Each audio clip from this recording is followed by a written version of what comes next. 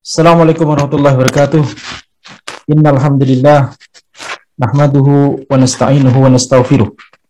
Wa na'udzu billahi min syururi anfusina wa sayyiati a'malina.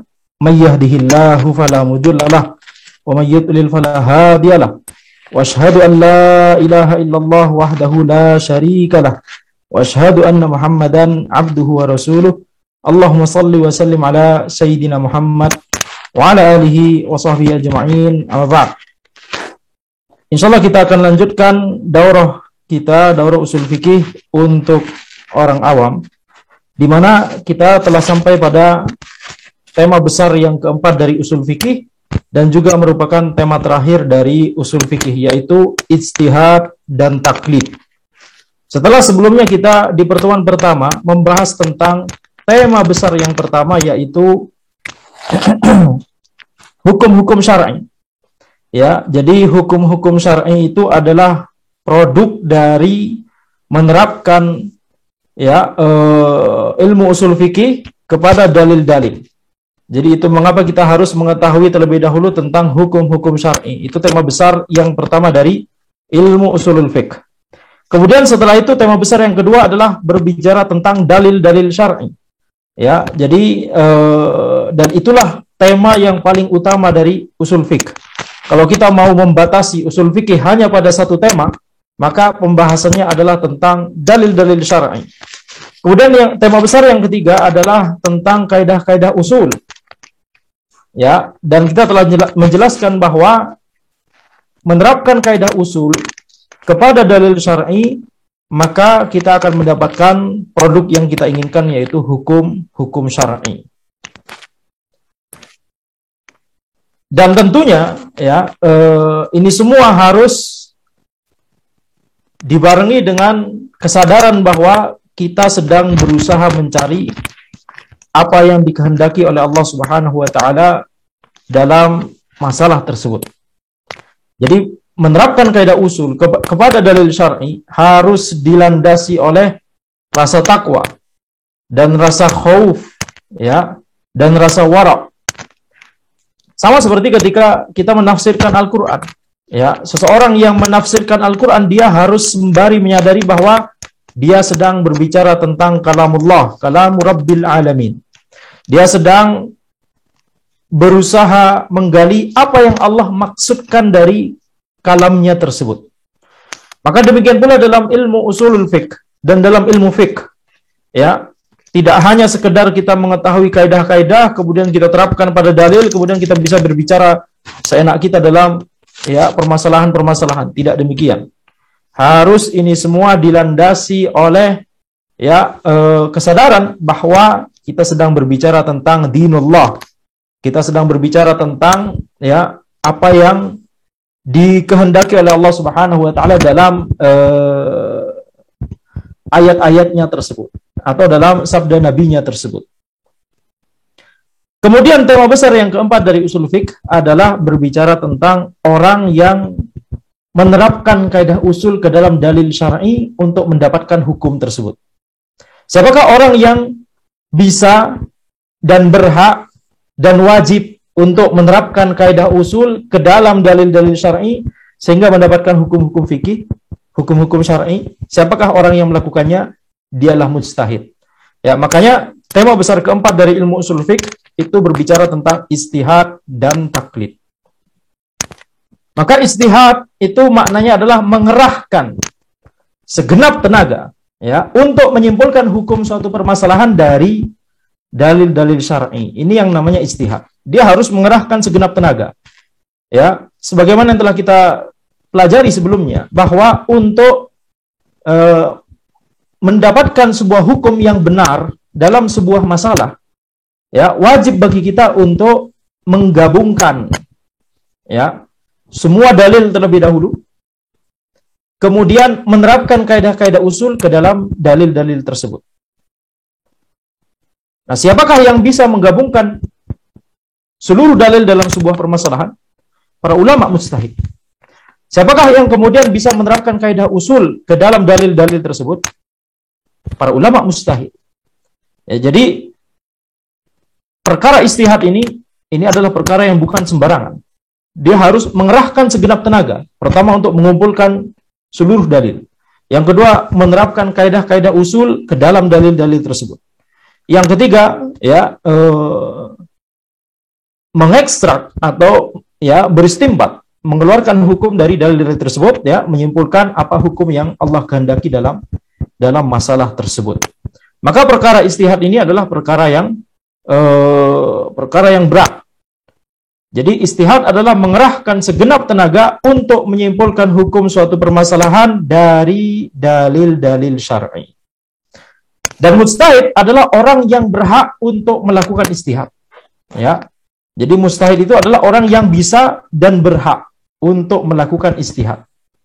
Selain mujtahid, maka tidak bisa melakukan istihad dan juga tidak berhak untuk ya berbicara tentang ayat Allah dan sabda Nabi-Nya SAW. Sabda Nabi Muhammad SAW, tidak boleh ya orang lain untuk berbicara seenaknya sendiri dalam masalah Al-Quran, As-Sunnah, dan juga tentang dalil-dalil yang lain, ijma', qiyas, dan seterusnya. Baik. Maka sekarang kita harus mengetahui ya siapakah yang boleh untuk beristihad. Berarti kita sedang mempelajari ya syarat-syarat ijtihad. Yang pertama adalah Islam akil baligh. Akil baligh berarti mukallaf, ya. Dia harus seorang muslim dan dia adalah seorang yang berakal, bukan orang gila, dan dia adalah orang yang baligh. Kemudian yang kedua, menguasai dalil-dalil syar'i. Ya, dia menguasai ayat-ayat Al-Qur'an, menguasai hadis-hadis Nabi Muhammad SAW, menguasai ijma', menguasai qiyas, menguasai masalih mursalah, menguasai sadduz dzara'i, dan seterusnya. Ya, harus dia menguasai dalil-dalil syar'i tersebut yang kita bahas di pertemuan kedua. Sehingga dia bisa ya memiliki alat untuk mencari hukum yang Allah kehendaki dalam sebuah permasalahan. Ini syarat yang kedua. Syarat yang ketiga, menguasai kaidah-kaidah usul. Ini yang kita pelajari di pertemuan ketiga. Secara ringkas, sangat ringkas ya. Yaitu dia menguasai kaidah usul sehingga dia bisa menerapkannya pada dalil-dalil tersebut. Ya, jadi dan ini tidak hanya sekedar mengetahui tapi menguasai. Ya, ini syarat untuk supaya seseorang itu bisa disebut sebagai mujtahid. Dan sebagaimana telah kita sebutkan sebelumnya, ya, menguasai dalil-dalil syar'i tidak hanya sebagaimana yang kita sebutkan kemarin, cuma menyebutkan ada Al-Quran, ada As-Sunnah, ada ijma', ada qiyas, tidak demikian. Tapi harus benar-benar menguasai. Ya, seperti misalnya ayat Al-Quran.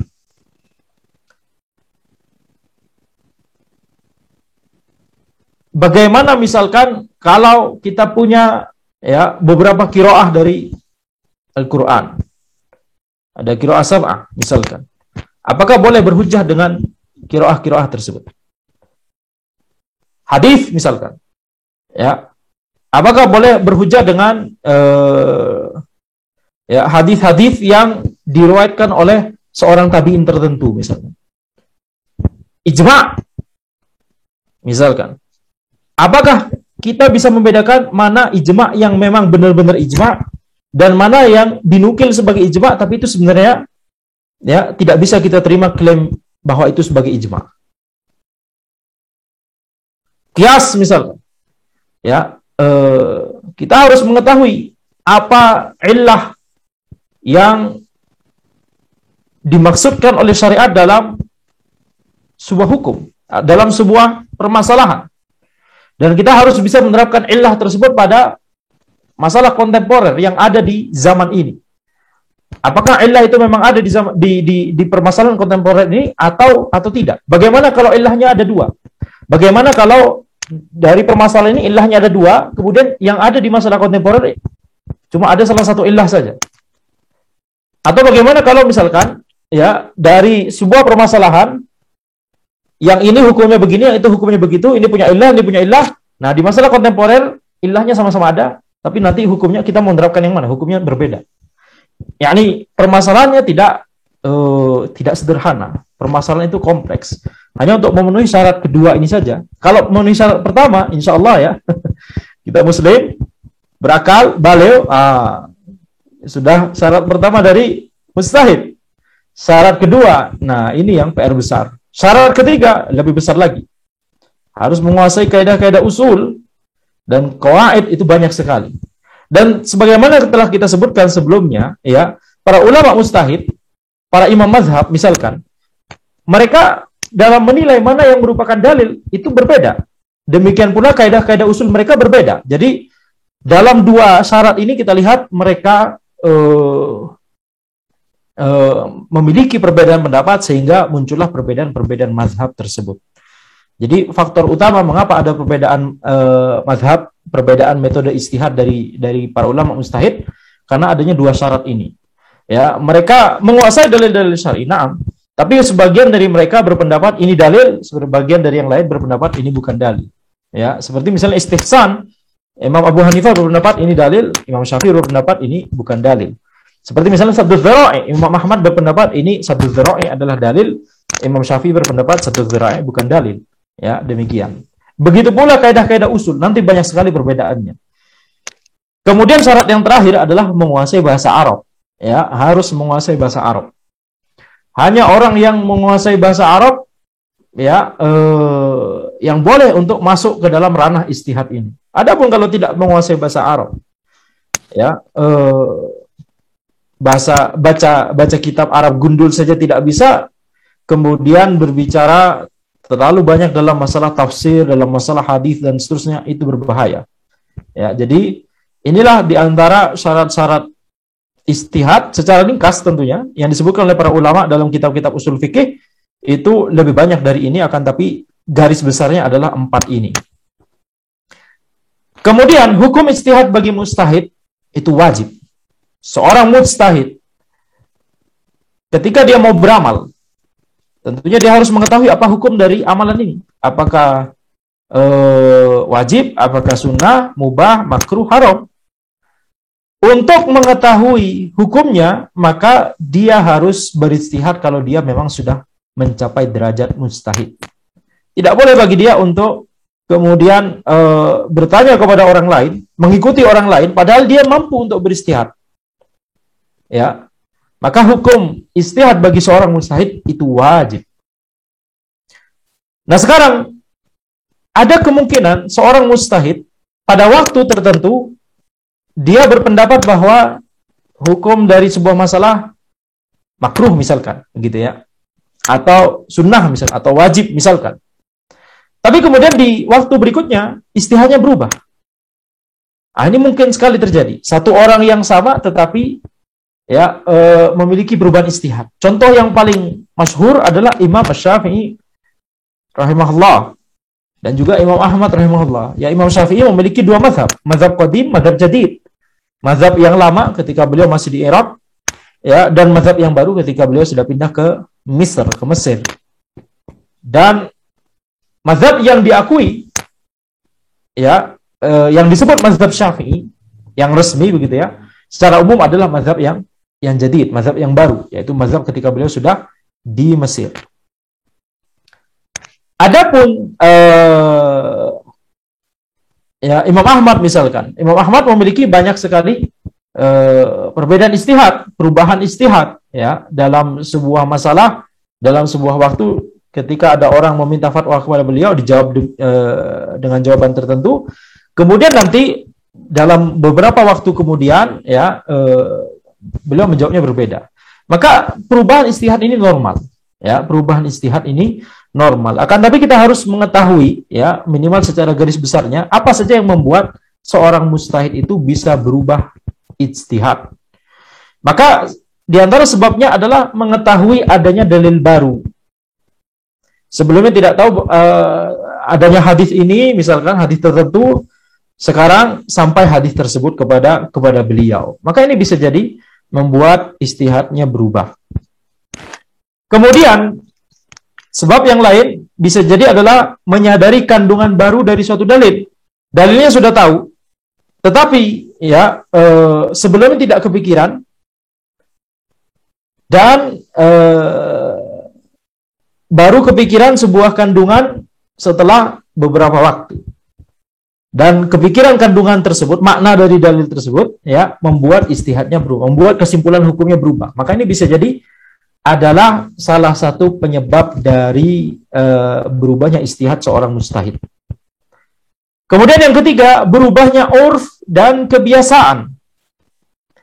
Ini dalam masalah ketika seorang ulama mujtahid itu berijtihad dan beliau melandaskan ijtihadnya kepada urf atau kepada kebiasaan. Ya, jadi ketika misalkan seorang ulama berpendapat atau beristihad, ya, beristihad tentang masalah yang terkait dengan urf, tentang masalah yang terkait dengan kebiasaan, seperti misalkan, ya, besarnya nafkah suami kepada istrinya, itu sangat berbeda antara daerah dengan daerah, negeri dengan negeri. Maka berubahnya urf dan kebiasaan ini, ya, ketika urfnya berubah, misalkan yang awalnya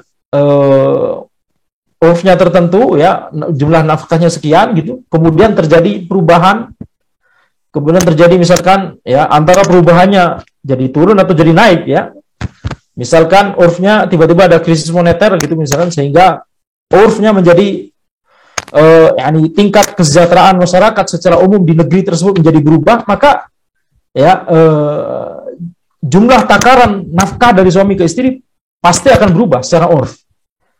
Nah, ini akan membuat, ya, adanya perbedaan, nanti ada konsekuensinya dalam banyak perkara fikih, terutama yang terkait dengan fikih rumah tangga tersebut, ya, tentang fikih rumah tangga.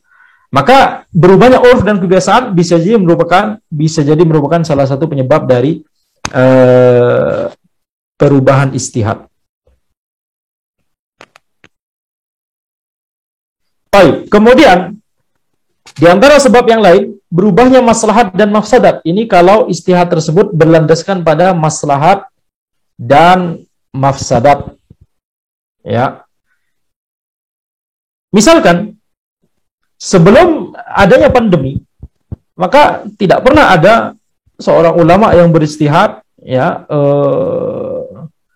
misalkan tidak boleh sholat berjauhan.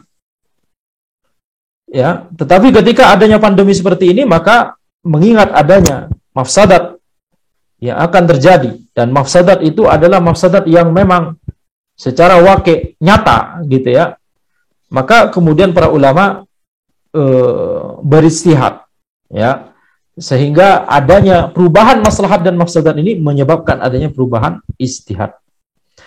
Baik, sekarang pertanyaannya, kalau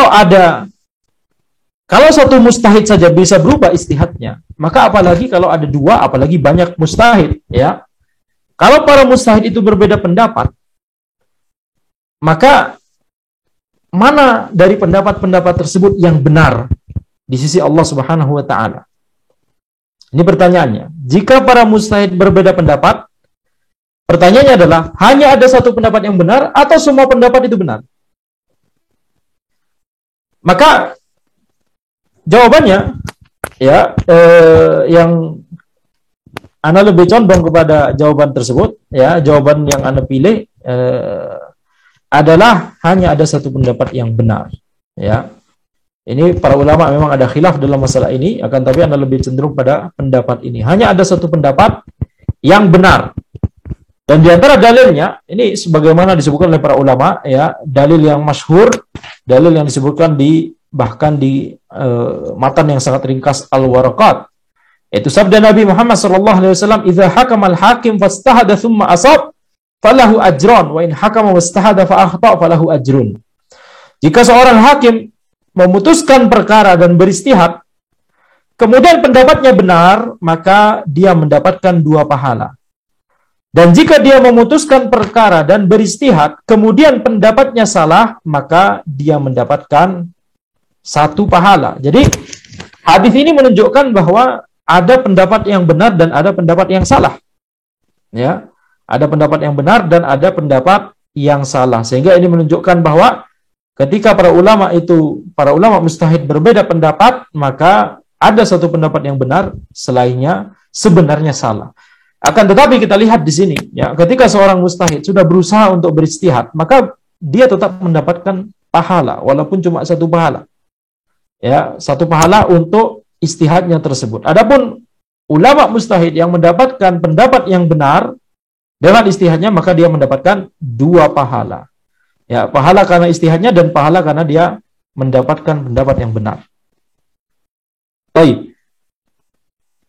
Kemudian ya, kita menuju ke tarikh sebentar. Kita melihat ke sejarah. Bagaimana istihad di zaman Nabi dan sahabat. Ini secara ringkas saja. Tentunya Nabi Muhammad SAW, beliau juga beristihad. Ya, terkadang beliau menunggu dalil untuk berbicara dalam sebuah perkara, akan tapi terkadang beliau beristihad. Maka itu Nabi Muhammad SAW. Sekarang bertanya, bagaimana dengan sahabat? Para sahabat di zaman Nabi Muhammad SAW, apakah mereka beristihad? Naam. Ya, jadi istihad telah diamalkan oleh para sahabat sejak zaman Nabi Muhammad SAW, ketika mereka sedang berada jauh dari Nabi Muhammad SAW. Ya. Jadi misalkan ketika Nabi Muhammad SAW ya, bersabda, janganlah ya kalian sholat kecuali di Bani Quraidah. Maka para sahabat yang memahami, yang mendengarkan hadis tersebut, yang mendengarkan perkataan Nabi Muhammad SAW tersebut, ada sahabat yang memahami, ini maknanya adalah kita harus mempercepat ya jalan kita, sehingga kita bisa sholat asar dan sudah nyampe di tempatnya Bani Quraidah. Tapi sahabat yang lain berpendapat, ini maknanya berarti kita harus sholat asar ketika kita sudah nyampe Bani Quraidah, walaupun waktu asar sudah lewat. Jadi ada perbedaan, yakni melihat atau memahami perkataan Nabi Muhammad SAW. Dan masing-masing sahabat kemudian beristihad. Ya, ada sahabat yang beristihad, oh tidak, ini maksudnya Nabi adalah kita harus cepat, sehingga ketika kita tidak mampu, tidak sampai ini, nggak nyampe Bani Quraidah, waktu asar sudah keburu habis, kita harus sholat sekarang. Karena maksud Nabi bukan, Nabi Muhammad SAW bukan memerintahkan kita untuk sholat di luar waktu, akan tapi beliau memerintahkan kita untuk segera sampai di Bani Quraidah. Akan tapi sahabat yang lain, sebagian sahabat yang lain beristihad, mereka mengambil zahir dari perkataan Nabi Muhammad SAW. Ketika kita sudah berada di kondisi ini, kita sudah yakin tidak mungkin sampai Bani Quraidah kecuali waktu asar sudah lewat. Sementara kita sudah mendengar sabda Nabi Muhammad SAW, jangan kalian sholat asar kecuali di Bani Quraidah. Maka ya kami lebih baik mengikuti perkataannya Nabi Muhammad SAW. Maka masing-masing para sahabat beristihad. Ketika mereka tidak bisa menanyakan langsung ke Nabi Muhammad SAW apa yang beliau maksudkan sebenarnya, maka masing-masing para sahabat beristihad. Jadi istihad itu sudah ada sejak zaman sahabat. Ini salah satu contoh saja dari istihadnya para sahabat di zaman Nabi Muhammad SAW. Yakni ketika Nabi Muhammad SAW masih hidup. Jadi istihad di zaman sahabat itu banyak kita jumpai pada para fuqaha sahabat. Ya, Abu Bakar, Umar, Utsman, Ali, Abdullah bin Mas'ud, Ubay bin Ka'ab, Aisyah. Kemudian Al-Abadilah. Al-Abadilah 4 Abdullah, yaitu Abdullah bin Abbas, Abdullah bin Umar, Abdullah bin Zubair ibn al-Awwam, dan Abdullah bin Amr ibn al-As. Ini dikenal sebagai Al-Abadilah, 4 Abdullah. Ini adalah para sahabat junior. Ya, para sahabat junior. Bisa jadi kita bertanya, mengapa Abdullah bin Mas'ud tidak dimasukkan juga? Kita berbicara 4 Abdullah yang junior. Generasi junior dari para sahabat, yaitu Abdullah bin Abbas, Abdullah bin Umar, Abdullah bin Zubair ibn al-Awwam, dan Abdullah ibn Amr ibn al-As. Ya, maka ini diantara contoh para fuqaha sahabat. Mereka banyak, ya, fatwa-fatwa mereka banyak sekali. Dan lihat di sini misalnya Aisyah radhiyallahu anha, dia termasuk fuqaha sahabat, ya. Jadi sejak zaman sahabat kita memiliki para ulama perempuan. Ya, dan ulama sahabiyah tidak hanya Aisyah radhiyallahu anha, banyak lagi yang lain. Akan tapi ini hanya menyebutkan beberapa. Ya, di antara deretan para fuqaha besar sahabat, lihat Aisyah masuk di situ. Kemudian ijtihad di zaman tabi'in bagaimana? Ijtihad di zaman tabi'in lebih banyak lagi. Karena masalah kontemporer lebih banyak. Ya, masalah kontemporer lebih banyak sehingga membutuhkan ijtihad. Dan yang terjadi adalah ijtihadnya para tabi'in itu terpengaruh oleh para sahabat. Jadi kalau kita mundur mundur sejenak, kalau kita melihat di sini, kalau kita mengkaji fatwa-fatwa dari para fuqaha sahabat, hasil ijtihad dari masing-masing dari para fuqaha sahabat, kita akan mendapatkan perbedaan-perbedaan. Sudah mulai mendapatkan sedikit saja ya perbedaan ijtihad dari mereka.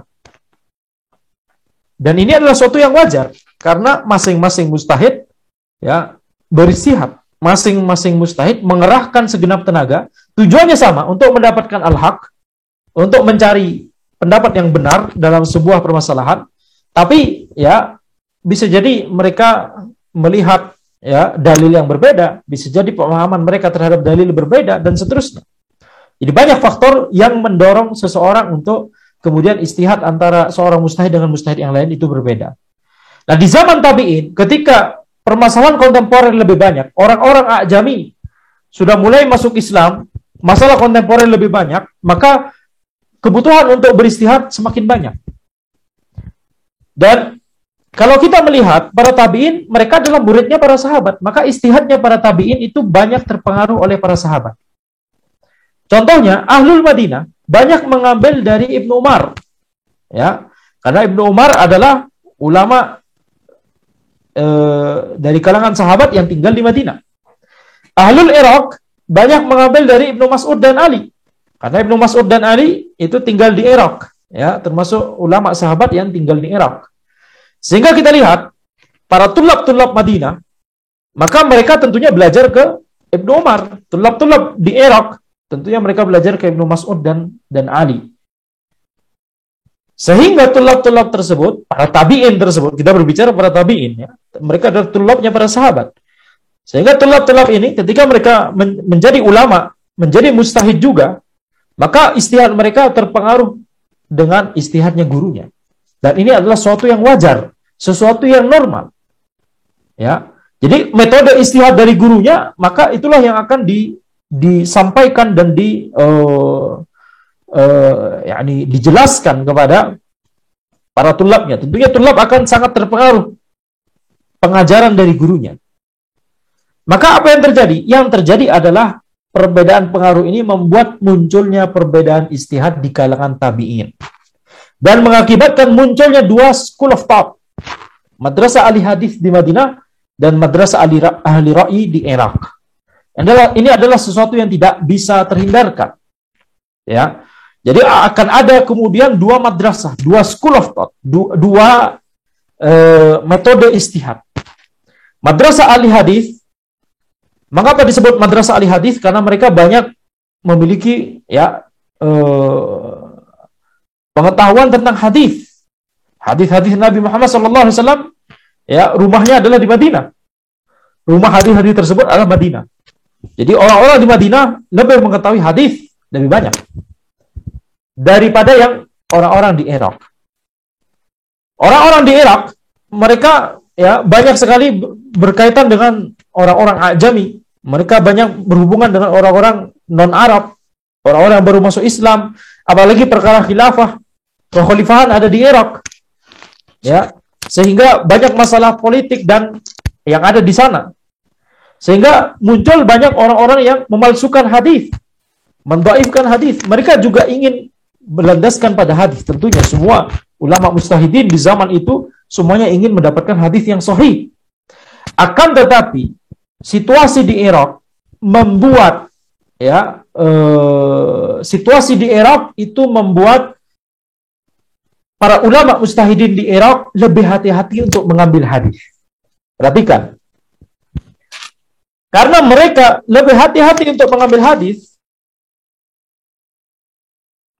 Tidak seperti ulama Madinah. Ulama Madinah mendengar hadis, baik. Tentunya mereka juga punya standar, ya. Mereka tidak menerima semua hadis tentunya. Tetapi mereka lebih lebih fleksibel daripada orang-orang di Irak. Orang-orang di Irak lebih ketat dalam standar menerima mana hadis yang bisa kita jadikan hujah dan mana hadis yang tidak bisa kita jadikan hujah.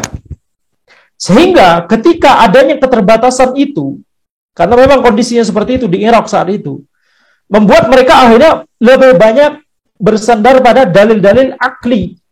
Tapi dalil akli yang berlandaskan tetap pada dalil, begitu ya. Contoh dalil akli yang sudah kita bahas di pertemuan kedua, ya. Contohnya masalih mursalah, sadduz dzara'i, begitu kan? Itu kan dalil-dalil akli. Dalil nakli itu contohnya apa? Al-Qur'an, As-Sunnah, Ijma', ya, amal ahli Madinah, itu dalil nakli. Kalau dalil akli, qiyas misalkan, dalil akli. Kemudian sadduz dzara'i, masalih mursalah, istihsan, ya. Itu semua adalah dalil akli. Tapi tetap dibangun di atas dalil lain gitu ya. Jadi seperti misalkan qiyas. Kalau ulama Madinah misalkan, mereka banyak memiliki hadis sehingga mereka lebih sedikit menggunakan qiyas. Tapi ulama di Irak lebih banyak menggunakan qiyas. Mereka punya beberapa hadis yang mereka terima, ini adalah hujjah. Ketika ada masalah lain, masalah kontemporer misalkan, ketika ada masalah kontemporer, mereka tidak menerima hadis yang ini, yang berbicara tentang ini. Tidak langsung mereka terima. Mereka lebih baik menggunakan hadis yang sudah ada, kita kiaskan saja, begitu ya. Jadi mereka lebih hati-hati dalam menerima hadis. Itu sifatnya ulama Irak. Sehingga muncullah adanya penamaan ini, madrasah ahli hadis dan madrasah ya ahli ra'i. Madrasah ahli hadis dan madrasah ahli ra'i. Jadi bukan berarti orang-orang di Madinah menggunakan hadis, orang-orang di Irak menggunakan ra'i tanpa menggunakan hadis. Tidak demikian. Orang-orang di Irak juga pengetahuannya tentang hadis juga sangat tinggi, sangat besar. Tetapi karena ada sebab tadi, mereka membuat, ya, itu membuat mereka lebih hati-hati dalam menerima hadis, dan kehati-hatian mereka untuk menyeleksi hadis itu menunjukkan pengetahuan ilmu hadis mereka. Betul tidak? Nah, sehingga hasil akhirnya, hukum syar'i yang didapatkan, hasil akhir, produk akhirnya, kita akan melihat orang-orang Madinah lebih banyak menggunakan dalil nakli, orang-orang di Irak lebih banyak menggunakan dalil akli, seperti qiyas, seperti masalah mursalah dan seterusnya. Itu karena apa? Karena adanya perbedaan situasi seperti ini, yang itu tidak bisa terhindarkan. Jadi kita lihat, ini mulai muncul semacam mazhab, ya, walaupun tidak disebut mazhab, madrasah ahli hadis dan madrasah ahli ra'i ini semacam mazhab, semacam metode istihad. Jadi tidak terhindarkan kasus situasi seperti ini. Nah, setelah itu muncul lebih banyak lagi para ulama mustahidin di zaman tabi'in. Ya, karena banyak mulai masalah kontemporer lebih banyak lagi, kebutuhan untuk istihad lebih besar lagi, maka ya para ulama mustahidin lebih banyak. Dan kita lihat di antara banyak ulama mustahidin tersebut, hanya 4 ulama yang metode dan hasil istihadnya itu banyak dipelajari dan dicatat oleh para penuntut ilmu dan diamalkan oleh orang awam. Hanya ada 4 ulama. Yang pertama Imam Abu Hanifah, Imam Malik, Imam Syafi'i, kemudian yang keempat adalah Imam Ahmad. Karena metode dan hasil istihad mereka itu banyak dipelajari, dicatat oleh para penuntut ilmu di dalam kitab, dan kitabnya bisa dibaca oleh generasi-generasi setelahnya. Kemudian pendapat-pendapat, fatwa-fatwa dari keempat ulama ini diamalkan, banyak diamalkan oleh orang awam, maka itulah mengapa ya metode dan hasil istihadnya masing-masing ulama ini, dari 4 ulama ini, itulah yang kemudian terkenal di kita sebagai 4 mazhab ini. Sebenarnya mazhab itu tidak hanya 4 ini. Ya, mazhab itu adalah metode dan hasil istihad seorang ulama mustahid. Jadi jumlah mazhab sama dengan jumlah ulama mustahid gitu ya. Kalau di zaman itu banyak sekali ulama mustahid yang lain, Al-Laits, Sufyan bin Uyainah, Sufyan Ats-Tsauri, At-Tabari dan seterusnya. Maka sebanyak itu pula mazhab-mazhab yang ada. Tetapi karena ya hanya 4 ini yang kemudian pembukuannya itu lengkap dan jelas, dan juga fatwa-fatwanya banyak diamalkan oleh orang awam dari generasi ke generasi berikutnya, maka kita mendapatkan ya 4 mazhab yang kita ketahui yang masyhur hingga saat ini.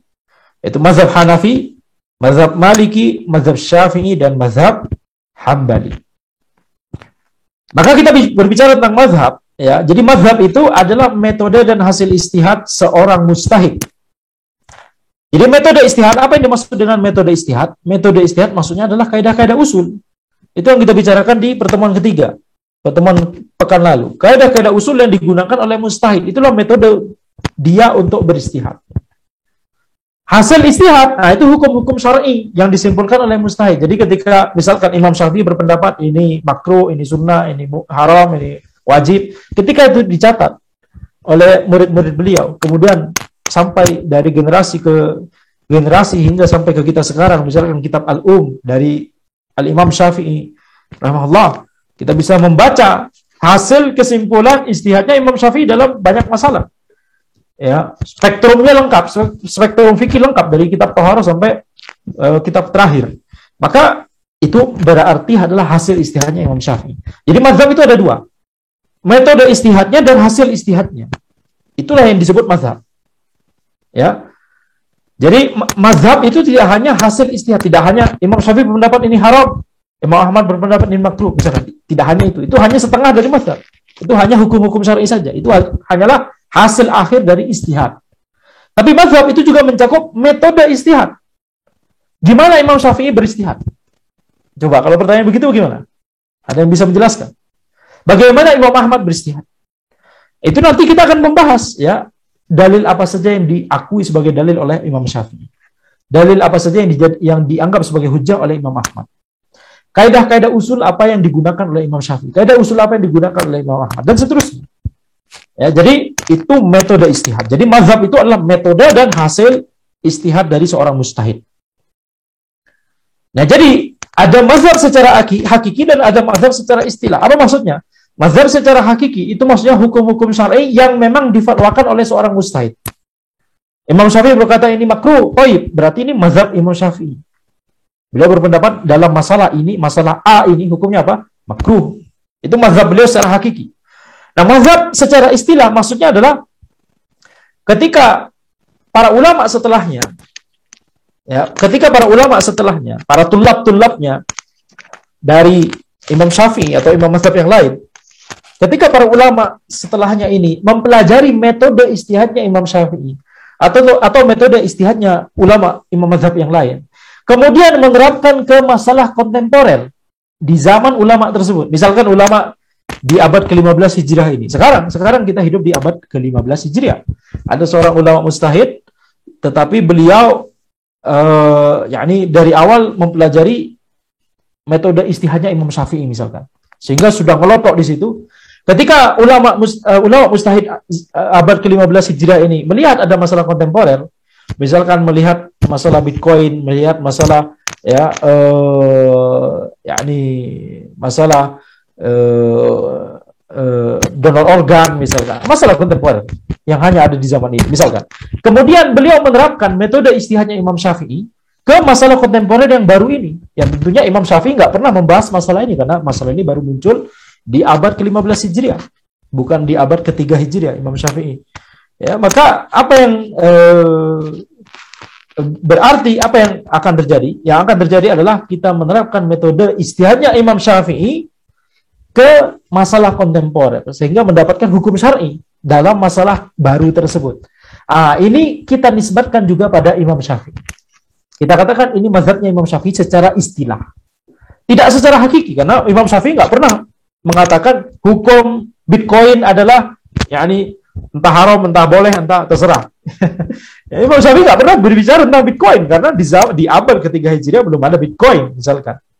Itu baru ada di abad ke-15 Hijriah. Baik. Jadi, tetapi ketika ulama di zaman ini menerapkan metode istihadnya Imam Syafi'i ke masalah kontemporer ini dan penerapannya benar, ya tentunya beda ulama mungkin berbeda. Ulama yang satu berpendapat ana terapkan metode istihadnya Imam Syafi'i ke masalah Bitcoin hukumnya ini. Ulama yang lain berpendapat oh tidak, ana terapkan metode istihadnya Imam Syafi'i ke masalah ini dapatnya hukumnya lain. Bisa jadi begitu, tidak masalah. Tetapi kita lihat ini, kita kumpulkan semua. ini ijtihadnya ulama fulan di zaman ini menerapkan metode ijtihadnya Imam Syafi'i ke masalah Bitcoin. Ini ijtihadnya ulama alam, ulama yang lain di zaman ini menerapkan metode ijtihadnya Imam Syafi'i ke masalah Bitcoin. Tidak masalah kalau berbeda pendapat, kita tampung saja, itu akan menjadi topik penelitian para ulama setelahnya, begitu ya. Mana kira-kira yang benar dan seterusnya. Tapi menisbatkan pendapat ini ke Imam Syafi'i itu berarti ya ini adalah mazhab secara istilah. Mazhabnya Imam Syafi'i tapi secara istilah saja, karena tidak secara hakiki. Karena Imam Syafi'i tidak pernah berbicara masalah Bitcoin. Baik. Sekarang setelah kita selesai membahas ijtihad, kita masuk ke pembahasan tentang taklid. Apa itu taklid? Taklid itu mengambil suatu pendapat dari orang lain tanpa mengetahui dalil-dalilnya.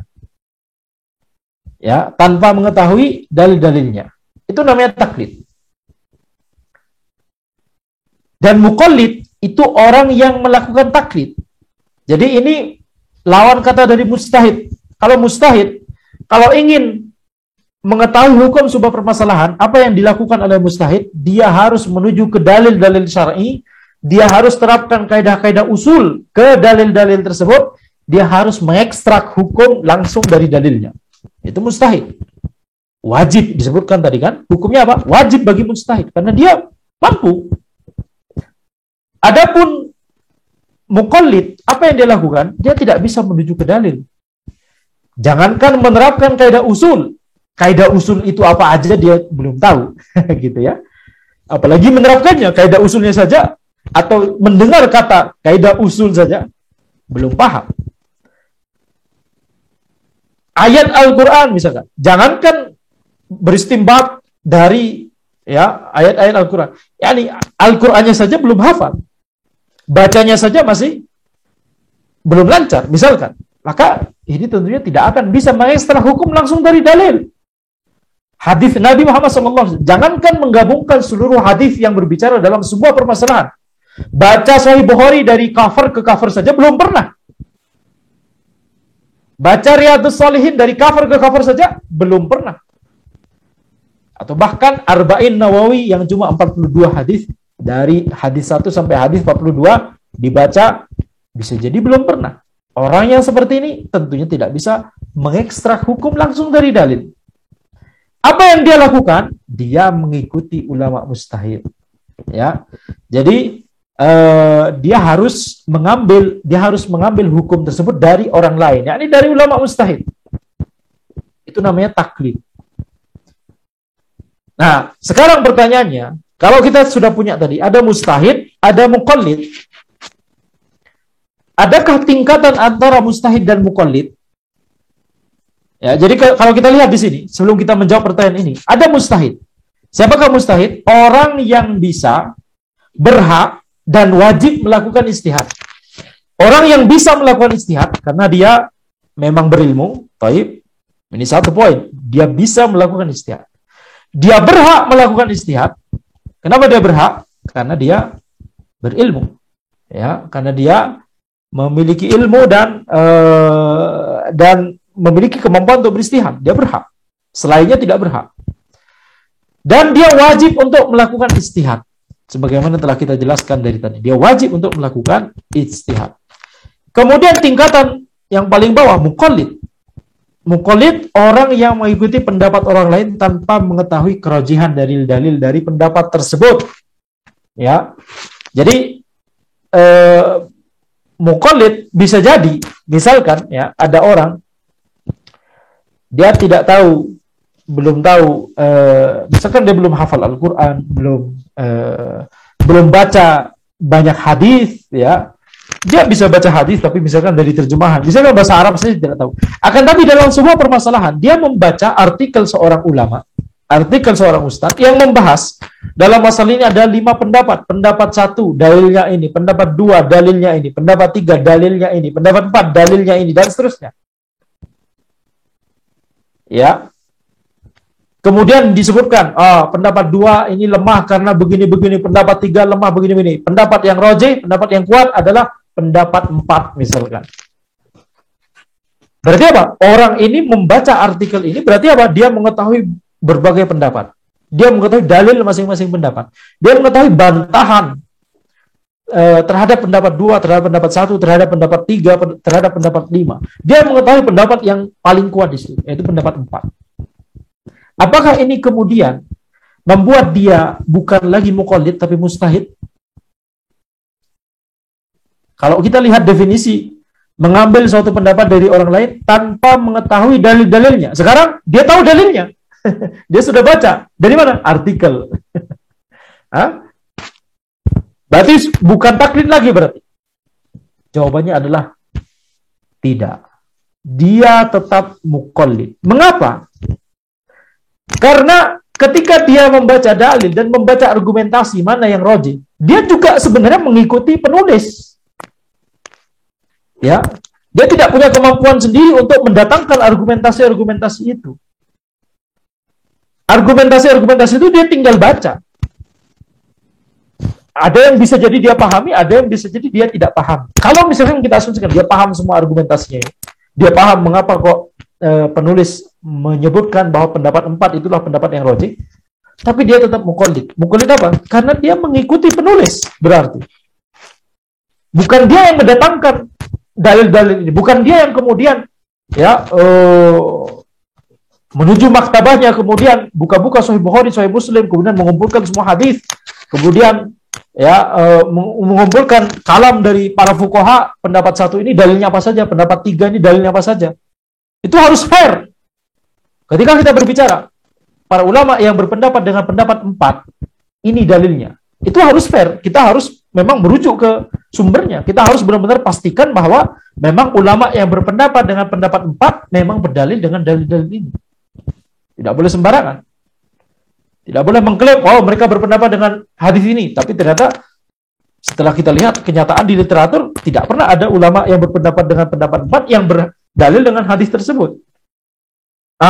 Dia tidak mendatangkan itu semua, dia tinggal baca. Ini tetap muqallid ya Mas Syahih. Ya. Ini tetap muqallid. Sekarang, adakah tingkatan antara mustahid dan muqallid? Ada. Ya, para ulama berbeda pendapat sebenarnya. Tetapi kita tetap bisa melihat perbedaan ya antara orang yang tidak tahu dalil sama sekali, orang awam, benar-benar awam, baca Al-Quran tidak lancar, bahasa Arab tidak tahu, baca hadis, apalagi baca Al-Quran saja tidak lancar, ya, dengan penuntut ilmu yang bisa jadi sudah hafal Al-Quran, dia bisa jadi sudah tahu bahasa Arab, dia misalkan ya sedang menghafalkan Kutubus Sittah, misalkan. Maka ketika tapi dia belum mencapai derajat mustahid. Tapi tentunya berbeda antara thalib ini dengan orang awam tadi. Ya. Jadi kita lihat di sini ada orang awam yang memang benar-benar awam, kita sebut kaidah usul. Dia nggak paham apa itu kaidah usul. Kita sebut saddud dzara'i. Apalagi apa itu saddud dzara'i? Tentunya berbeda dengan seorang thalib yang ketika kita sebut saddud dzara'i, dia paham. Kita sebut kaidah usul, dia paham. Tentunya berbeda. Sama-sama bukan mustahid, tapi tentunya ini level yang berbeda. Kita merasakan adanya perbedaan level ini, tentunya. Ya. Jadi ada ulama yang berpendapat bahwa hanya ada 2 ini. Kalau nggak mustahid, muqallid. Kalau nggak muqallid, mustahid. Jadi antara orang awam yang benar-benar awam dengan penuntut ilmu yang sudah mengetahui ilmu sedikit atau beberapa sudah mulai banyak gitu kan, tapi masih belum mustahid, ini sama-sama disebut muqallid. Tapi ada ulama lain yang berpendapat ada mustahid, ada muttabi', ada muqallid. Ada mustahid istihad, ada muttabi' ittiba', ada muqallid taklid. Jadi ada tingkat kedua di tengah-tengah di sini, yaitu muttabi' atau orang yang melakukan ittiba'. Ya, ini orang-orang penuntut ilmu yang belum mencapai derajat mustahid, tapi dia bisa mengikuti argumentasi dari para ulama yang menuliskan, yang menganalisa pendapat yang rajih tadi. Ketika dia bisa mengikuti argumentasinya, kemudian dia paham apa yang disebutkan oleh ulama tersebut. Dia paham apa yang menjadi perbedaan pendapat antara ulama mazhab ini dengan mazhab itu. Dia paham dia harus mengecek kemana untuk memastikan bahwa mazhab A ini memang berpendapat dengan hadis ini, mazhab B berpendapat dengan satu zorai. Dia paham harus mengecek ke literatur mana. Tapi dia bukan mustahid, dia masih belajar dalam taraf menuju ke sana, begitu ya, belum mustahid. Maka tentunya orang seperti ini berbeda dengan orang yang bahkan baca Al-Quran saja belum lancar, misalkan bahasa Arab saja belum paham. Tentunya berbeda. Maka itu mengapa membuat sebagian ulama memperkenalkan ada tingkatan di antara mustahid dan muqallid, yaitu muttabi'. Kalau mustahid istihad, kalau muqallid taklid, kalau muttabi' ittiba', ya. Tapi ini hanya istilah saja. Intinya adalah muttabi' dan muqallid sama-sama muqallid. Sama-sama taklid, ya, sama-sama belum bisa beristihad. Akan tapi yang membedakan muttabi' dengan muqallid adalah apakah mereka sudah terpelajar di ilmu syar'i atau belum terpelajar, itu saja. Ya, ini hanya istilah saja. Nah, sekarang hukum taklid. Apa hukum taklid bagi muqallid? Wajib. Ini wajib. Antum mau gimana? Kita muqallid. Kita mau gimana untuk beramal dalam mengamalkan Islam, mengamalkan syariat? Kita harus bagaimana? Kita tidak tahu, misalkan kita tidak tahu makna dari ayat-ayat. Kita tidak tahu makna dari hadis-hadis. Orang awam, benar-benar awam. Apa yang harus dia lakukan? Wajib taklid. Sebagaimana disebutkan di firman Allah Subhanahu wa taala, "Fas'alu ahla dzikri in kuntum la ta'lamun." Bertanyalah. Ini perintah. Bertanyalah kepada ahli ilmu jika engkau tidak mengetahui. Jadi taklid itu wajib. Ya, taklid dalam pengertian ini, karena taklid itu maknanya ada makna lain dari taklid. Makna lain dari taklid adalah yakni fanatik buta kepada seorang ulama padahal yang diajarkan adalah penyimpangan. Itu makna lain dari taklid. Itu bahasan yang berbeda. Itu taklid buta itu. Kalau ini taklid karena memang itulah kemampuan dari orang awam. Kemampuan dari muqallid, apalagi kalau bukan mengikuti seorang ulama mustahid. Jadi hukum taklid bagi muqallid gak ada pilihan lain kecuali memang dia harus taklid, wajib. Adapun makna kata taklid yang ada di misalkan akidah, itu taklid buta itu berarti. Sudah jelas-jelas ini akidah menyimpang, sudah jelas-jelas ada dalil yang sharih, yang tegas, sudah jelas-jelas ada ijma', tapi ketika seseorang masih mengikuti pendapat yang menyimpang tersebut, ini taklid buta. Nah, ini yang negatif ini. Haram, nggak boleh. Tapi taklid yang dalam makna fikih ini, yang kita bahas di usul fikih ini taklidnya wajib bagi muqallid. Kalau tidak, dia harus bagaimana? Dia mau menuju ke Al-Quran sendiri, dia mau menuju ke hadis sendiri untuk menyimpulkan hukum sendiri. Dia tidak bisa, tidak berhak, dan tidak mampu. Ya, tidak bisa dan tidak mampu sama, ya. Afwan. Jadi seorang muqallid sekarang boleh bertanya kepada mustahid manapun. Tidak harus mustahid yang paling afdal di negerinya. Ini dia. Jadi misalkan kita orang awam, kita muqallid, kita ingin bertanya tentang sebuah permasalahan, kita harus bertanya ke siapa? Ke mustahid yang kita temui di dekat daerah kita misalkan, atau di dekat rumah kita misalkan. Atau kita harus mencari mustahid yang paling afdal di negeri ini atau di daerah ini. Kita cari mustahid yang paling berilmu, paling afdal, itulah yang harus kita tanyai. Jawabannya adalah tentunya para ulama khilaf, tapi di sini ya yang dipilih oleh banyak ulama adalah seorang muqallid boleh bertanya kepada mustahid manapun. Tidak harus mustahid yang paling afdal. Karena para sahabat itu banyak meminta fatwa kepada misalkan Abdullah bin Abbas, kepada Ibnu Abbas. Walaupun saat itu masih ada Abu Bakar, saat itu masih ada Umar. Tentunya lebih afdal mana? Abu Bakar dan Umar atau Ibnu Abbas? Lebih afdal Abu Bakar dan Umar. Tapi itulah praktek sahabat, dilaksanakan sejak zaman sahabat. Ya, ini boleh bertanya kepada Ibnu Abbas, sahabat junior, walaupun di situ ada sahabat senior sekelas Abu Bakar dan Umar. Nah sekarang, jika ada ikhtilaf, jika ada perbedaan pendapat di kalangan para ulama mustahidin, apa yang harus kita lakukan sebagai muqallid? Orang awam. Jadi ini daurah usul fikih untuk para muqallid. Untuk para muqallidin. Baik. Dalam masalah yang ada nas sorry, nas tegas atau ijma di dalamnya, maka kita harus mengikuti nas, dalil atau ijma tersebut. Jadi kalau ada masalah sudah ada dalil tegas di situ atau sudah ada ijma, kemudian masih ada ulama mujtahid yang berpendapat berbeda, maka ini ijtihadnya salah berarti. Kita harus mengikuti nas yang tegas tersebut atau mengikuti ijma tersebut. Nah sekarang, kalau masalah tersebut gak ada nas yang gak ada ijma, dengan kata lain, masalah tersebut memang masalah ijtihadiyah. Ya, apa yang harus dilakukan oleh orang awam ketika dia melihat adanya perbedaan pendapat? Dan inilah yang kita temui saat ini.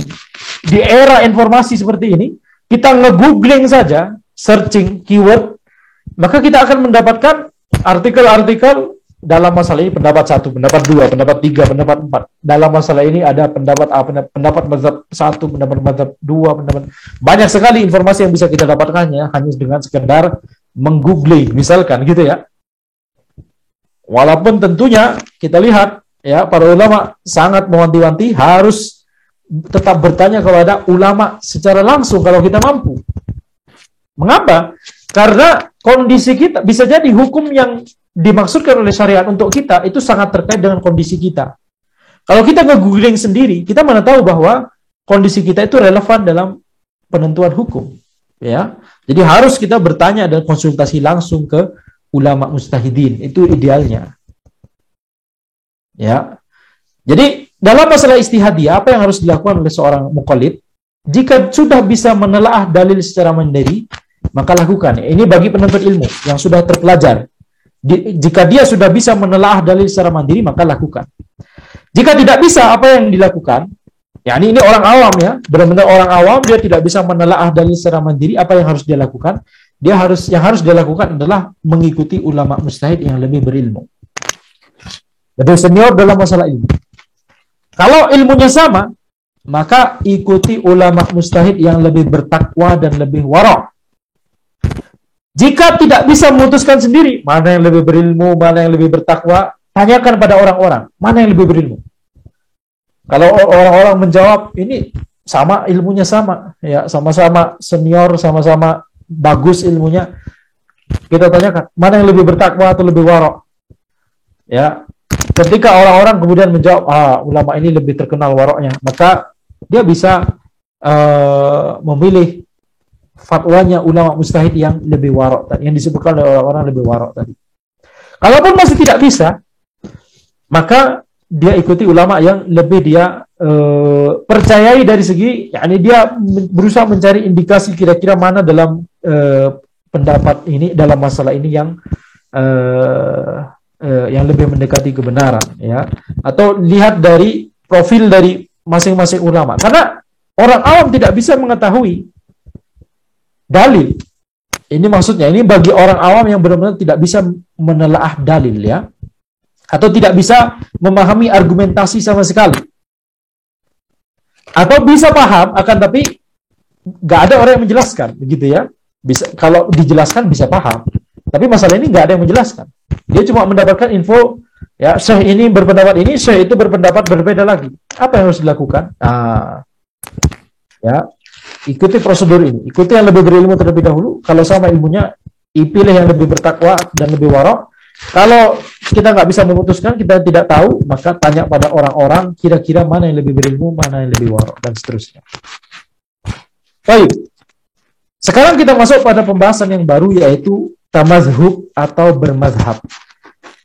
Jadi bermazhab atau tamazhub itu adalah mempelajari fikih secara terstruktur, menggunakan kitab-kitab mazhab tertentu terlebih dahulu, berdasarkan metode ijtihad seorang ulama mujtahid tertentu terlebih dahulu, sebelum mempelajari fikih secara lebih mendalam. Lihat, ini definisi dari bermazhab. Ini orang awam yang kemudian mengklaim ana mazhab Syafi'i.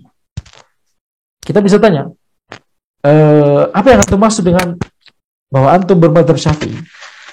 Anda mengamalkan pendapat-pendapat mazhab Syafi'i. Baik, itu berarti ini definisi yang berbeda dengan yang Anda sebutkan di sini sekarang. Itu bermazhab karena dia mengamalkan, dia mengikuti, dia taklid kepada mazhab Syafi'i. Ya, mazhab adalah mempelajari fikih secara terstruktur, menggunakan kitab-kitab mazhab tertentu terlebih dahulu. Berdasarkan metode istihad seorang ulama mujtahid tertentu terlebih dahulu sebelum mempelajari fikih secara lebih mendalam. Jadi kalau kita terapkan ke mazhab Syafi'i, maka kalimat ini menjadi mempelajari fikih secara terstruktur, menggunakan kitab-kitab mazhab Syafi'i terlebih dahulu, berdasarkan metode istihad Imam Syafi'i terlebih dahulu sebelum mempelajari fikih secara lebih mendalam, mempelajari fikih perbandingan, fikih lintas mazhab. Jadi kalau berdasarkan definisi ini, orang awam yang mengatakan ana mazhabnya Syafi'i, maka kita tanya, antum sudah belajar kitab fikih mazhab Syafi'i apa saja? Sudah khatam Mata Nabi Suja', sudah khatam Al-Minhaj, Minhajut Talibin, sudah paham Jam'ul Jawami, dan seterusnya. Kalau tidak paham, maka tidak sesuai dengan, bukan yang dimaksudkan dengan bermazhab dalam definisi yang kita sebutkan sekarang. Ini harus kita catat. Jadi yang kita maksud bermazhab di pembahasan kita sekarang, dan itulah yang disebutkan oleh para ulama, ya. Yang dimaksud bermazhab adalah mempelajari fikih secara terstruktur. Ya, mempelajari fikih secara terstruktur. Baik. Hukum bermazhab itu tidak wajib. Ini yang harus kita pahami terlebih dahulu. Bermazhab itu tidak wajib. Yakni seorang muqallid itu boleh bertanya kepada mujtahid dalam suatu masalah dan bertanya kepada mujtahid lain dalam masalah lainnya. Jadi boleh bagi orang awam dalam masalah Bitcoin dia bertanya kepada ulama yang backgroundnya mazhab Syafi'i. Dan dalam masalah donor organ, dia bertanya kepada ulama lain yang backgroundnya mazhab Hambali, misalkan. Boleh saja. Dalam suatu masalah, seorang muqallid bertanya kepada mujtahid A. Dalam masalah yang lain, seorang muqallid bertanya kepada mujtahid B. Ini tidak masalah. Ya, tidak masalah. Jadi tidak wajib bagi dia untuk kemudian membatasi dirinya terlebih dahulu hanya kepada pendapat satu mujtahid tertentu saja. Tidak wajib. Itu tidak wajib. Ya, itulah praktik yang dilakukan oleh para sahabat, para tabi'in. Di zaman itu seorang muqallid boleh bertanya kepada pada saat ini mungkin bertanya kepada Ibnu Abbas, dalam masalah yang lain dia bertanya kepada Ibnu Umar misalkan, tidak masalah. Walaupun misalkan Ibnu Umar dan Ibnu Abbas berbeda istihad misalkan. Jadi bermazhab itu tidak wajib. Akan tetapi bagi orang yang ingin belajar hingga mencapai derajat mujtahid, maka bermazhab itu adalah jalan termudah untuk bisa mencapai derajat mujtahid biiznillah. Jadi orang yang mau belajar sehingga dia bisa menjadi ulama, sehingga dia bisa menjadi mujtahid biiznillah, maka jalan termudah untuk ke sana adalah bermazhab. Yakni apa? Mempelajari fikih secara terstruktur, menggunakan kitab mazhab tertentu terlebih dahulu sebelum mempelajari fikih perbandingan. Itu maksud dari bermazhab. Jadi supaya belajarnya itu secara tadarruj, secara bertahap, bertingkat. Ya. Mempelajari kitab ya dari yang paling tipis terlebih dahulu, kemudian menuju ke kitab yang lebih tebal. Nah sekarang kalau kita perhatikan yang sebenarnya bermazhab dengan definisi yang kita bawakan, itu sebenarnya yang sebenarnya bermazhab itu hanyalah para penuntut ilmu. Orang awam itu nggak punya mazhab.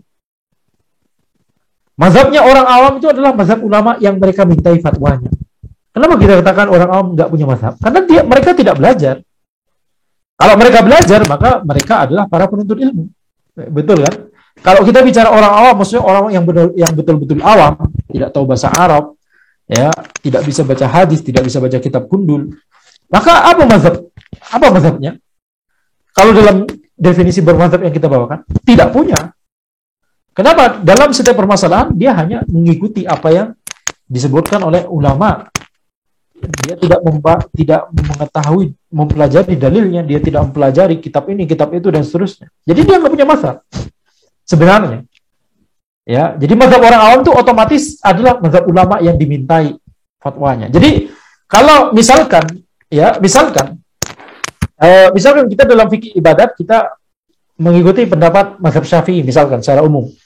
Tapi kalau misalkan kita bertanya kepada ulama fulan ya tentang masalah Bitcoin, kemudian ulama fulan tersebut menjawab dalam masalah Bitcoin tersebut menjawab dengan fatwa yang berlandaskan pada metode ijtihadnya Imam Ahmad, mazhab Hambali. Kemudian kita mengikuti, maka berarti itu berarti dalam masalah ibadah kita mengikuti mazhab Syafi'i, dalam masalah Bitcoin kita mengikuti ulama fulan ini yang melandaskan fatwanya pada metode ijtihadnya mazhab Hambali. Betul? Kita mana tahu?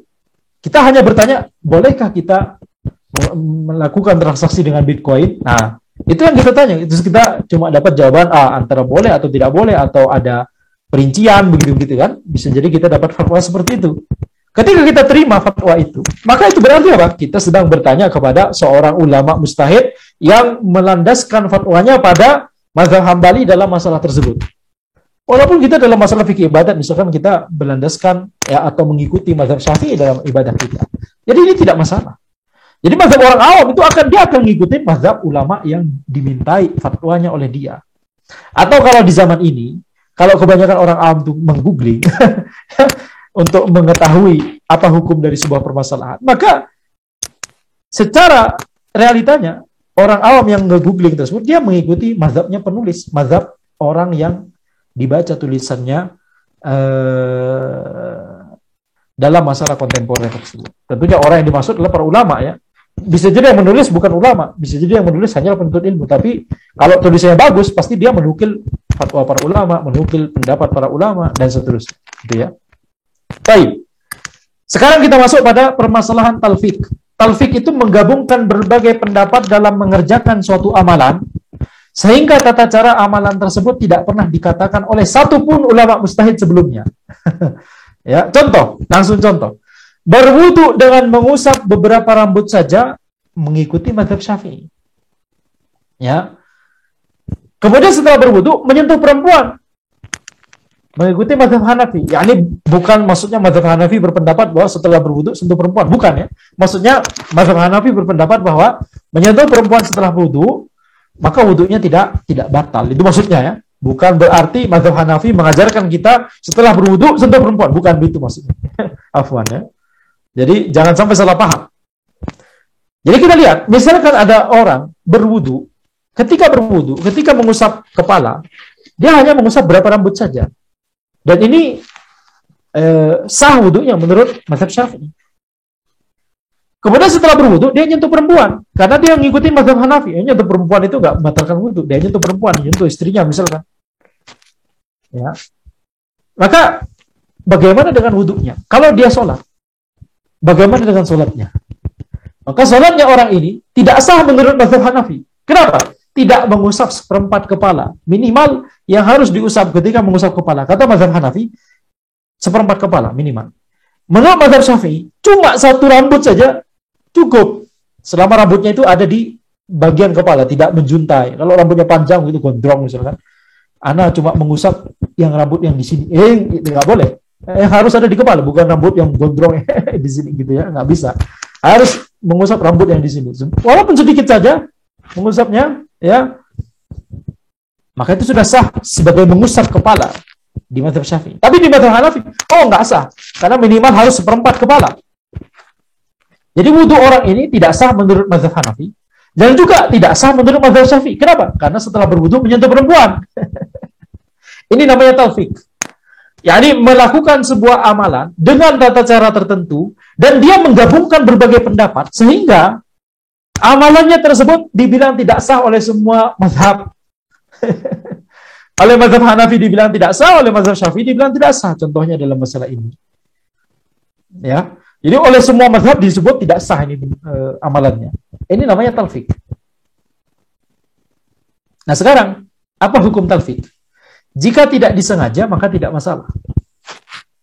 Kalau ada orang awam, dia dalam masalah wudu nol sekali, dia bertanya, apa yang harus Anda lakukan ketika mengusap kepala? Oh, cukup begini aja, sudah cukup. Karena dia misalkan kebetulan bertanya kepada seorang ulama Syafi'i. Kemudian dalam masalah lain, dia mendengarkan kajian dari seorang ulama Hanafi. Oh, tidak masalah untuk nyentuh perempuan setelah berwudu, yakni itu tidak membatalkan wudunya. Masalah haram, kalau bukan mahram, yakni kalau ini perempuan ajnabiyah disentuh, tentunya haram ya. Itu sudah jelas. Sudah jelas, tidak usah dibahas. Itu sudah jelas. Keharaman, yakni nyentuh perempuan ajnabiyah, tidak boleh sembarangan. Tapi yang dibahas oleh mazhab Hanafi maksudnya adalah apakah menyentuh perempuan itu membatalkan wudu atau tidak. Jadi kalau dibilang tidak masalah, maksudnya tidak membatalkan wudu, bukan berarti tidak haram, ya. Ya, bukan berarti tidak haram. Nah, ketika kemudian dia mendengarkan kajian, ini benar-benar awam misalkan. Dia mendengarkan ulama Hanafi dan dia tidak tahu bedanya ini ulama Syafi'i, ulama Hanafi. Dia cuma tahunya ana belajar pada ulama gitu ya. Dalam suatu waktu dia belajar pada ulama Syafi'i, dalam waktu yang lain dia belajar dari ulama Hanafi. Kemudian sehingga dia melakukan amalan tadi, dia berwudu hanya dengan mengusap kepala, cuma berapa rambut saja, secuil atau sedikit. Kemudian setelah itu dia ya nyentuh istrinya atau nyentuh perempuan ajnabiyah. Walaupun itu kita katakan itu haram ya, kalau tanpa uzur atau kalau sengaja. Maka karena orang awam ini melakukan talfik tidak disengaja, tidak masalah. Nah sekarang kalau disengaja bagaimana? Kalau disengaja, maka ada dua kemungkinan. Kalau talfik ini disengaja oleh mustahid, dan dia berasal memang dari proses ijtihad yang benar, maka boleh. Jadi memang misalkan mustahid ini berpendapat dalam masalah mengusap kepala, Anda melihat yang rajih adalah, yang kuat adalah pendapatnya mazhab Syafi'i. Dan dalam masalah apakah menyentuh perempuan itu batal atau tidak, membatalkan wudu atau tidak, maka Anda lebih memilih pendapatnya mazhab Hanafi. Maka kalau memang itu berasal dari proses ijtihadnya dan proses ijtihadnya benar, maka boleh. Jika tidak, atau tidak berasal dari proses ijtihad atau proses ijtihadnya tidak benar, maka tidak boleh. Nah, kalau disengaja dilakukan oleh muqallid, maka tidak boleh. Karena muqallid yakni tidak boleh sembarangan, tidak boleh berpendapat sesuai hanya dengan hawa nafsunya. Kan muqallid tidak tahu dalil. Kalau dia menyengaja melakukan talfik, berarti dapat dari mana dia mendapat seperti itu? Dari hawa nafsunya. Dari akalnya sendiri. Ini tidak boleh, jelas. Itu hukum talfik. Kemudian sekarang kita masuk topik terakhir, ya, yaitu insya Allah di pertemuan kita atau pertemuan kita malam ini, dan ini juga pertemuan terakhir dari daurah ini ya, daurah usul fikih untuk orang awam ya, yaitu topik tatabu' rukhos. Apa itu tatabu' rukhos? Terbiasa mencari-cari dan mengamalkan pendapat yang paling ringan dalam masalah-masalah khilafiyah. Perhatikan di sini, tatabu' itu mencari-cari. Rukhos itu rukhsah, jamak dari rukhsah, yakni keringanan-keringanan. Yani yang dimaksud bukan rukhsah seperti misalkan orang kalau safar boleh nggak puasa, bukan itu yang dimaksud. Yang dimaksud rukhsah, keringanan di sini maksudnya adalah pendapat yang paling ringan. Jadi tatabu' rukhos, perhatikan di sini, terbiasa, harus ada komponen terbiasa. Terbiasa mencari-cari dan mengamalkan pendapat yang ringan dalam masalah-masalah khilafiyah. Yani ini adalah kebiasaannya. Jadi kalau dalam satu dua masalah, ya bisa jadi tidak mengapa. Tapi kalau sudah terbiasa, ini yang kita bahas. Yang kita bahas sekarang. Ketika dia terbiasa mencari-cari pendapat yang paling ringan. Orang nge-googling, kemudian dia pengen tahu hukum Bitcoin, kemudian dia mendapati, oh ada pendapat yang mengharamkan, ada pendapat yang membolehkan. Maka kemudian dia berkata, insya Allah, boleh. Kenapa? Ada ulama yang membolehkan. Gitu ya. Kemudian misalkan dia mencari tahu tentang pendapat apa hukumnya, yakni minum khamar di negara-negara seperti Norway, gitu ya. Karena dingin sekali di negeri Norway, katanya, Anda tidak pernah ke sana, ya. Tapi katanya teman, dingin sekali, di Norway. Dan biasanya orang-orang menghangatkan badan di sana dengan minum khamr, ya. Ini sekali lagi katanya juga, tapi kalau di negeri-negeri lain, misalkan di Rusia atau di US gitu ya, ini khamr itu salah satu gunanya adalah untuk menghangatkan badan gitu. Nah, apakah ini boleh untuk minum khamr di misalkan di negeri-negeri seperti Norway atau di Kutub Utara begitu ya? Kemudian misalkan dia nge-googling, kemudian ternyata dia mendapati ada perbedaan pendapat, misalkan, ya, tentunya ini perbedaan pendapat yang tidak bisa diterima kalau sudah menghalalkan minum khamr gitu ya. Tapi misalkan dia mendapati, oh ada ulama yang membolehkan, halas, boleh berarti. Nah ini contohnya mencari-cari pendapat yang paling ringan dalam masalah-masalah khilafiyah. Argumentasinya, ya kan ulama ada yang memfatwakan. Ada ulama yang memfatwakan. Sekedar ada ulama yang memfatwakan, tidak boleh kita langsung mengambil pendapat ulama tersebut.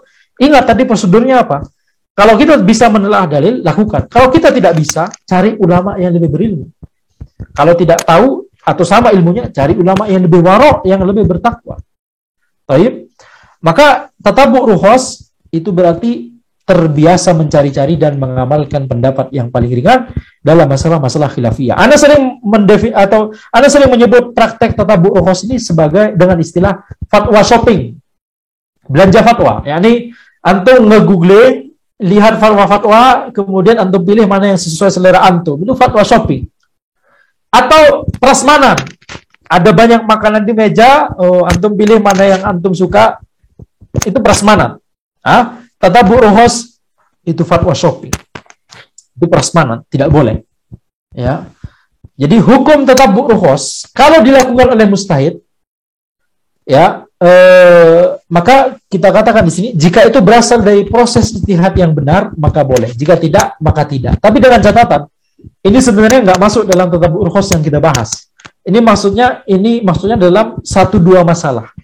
Ya, yakni misalkan seorang mujtahid dalam 1-2 masalah tertentu, misalkan hasil ijtihadnya dia menggunakan menggunakan dalil maslahat misalkan, masalih mursalah misalkan, atau satu dzara'i misalkan. Sehingga dia melihat ini kalau ana tidak memfatwakan seperti ini nanti bakal terjadi madarat yang besar. Ya, ini seperti misalkan di zaman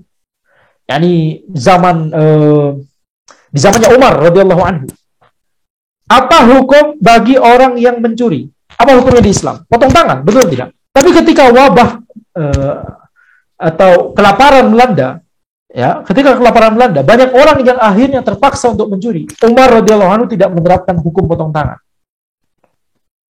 Umar radhiyallahu anhu tidak menerapkan hukum potong tangan. Kenapa? Ya, ini berarti beliau memilih pendapat yang yang ringan. Ya, ini tidak menerapkan hukum itu. Kenapa? Karena ijtihadnya Umar. Ini kondisinya berbeda dengan kondisi normal. Ini bukan kondisi normal. Ya, jadinya beliau berijtihad seperti itu. Itu ijtihadnya Umar. Jadi kalau berasal dari proses ijtihad yang benar, maka boleh. Jika tidak, maka tidak. Nah, kalau dilakukan oleh muqallid, maka tidak boleh. Tatabu' rukhas dilakukan oleh muqallid tidak boleh. Karena ini pasti berasal dari hawa nafsu. Para ulama berkata, ini perkataan para ulama, ya, man tatabba'a rukhas faqad tazandaq. Barang siapa yang mencari-cari keringanan, tatabbu' rukhas, maka dia telah zindik. Jadi kita harus hati-hati, tidak boleh fatwa shopping. Hadza wallahu alam. Subhanakallahumma wa bihamdika asyhadu an la ilaha illa anta astaghfiruka wa atubu ilaik.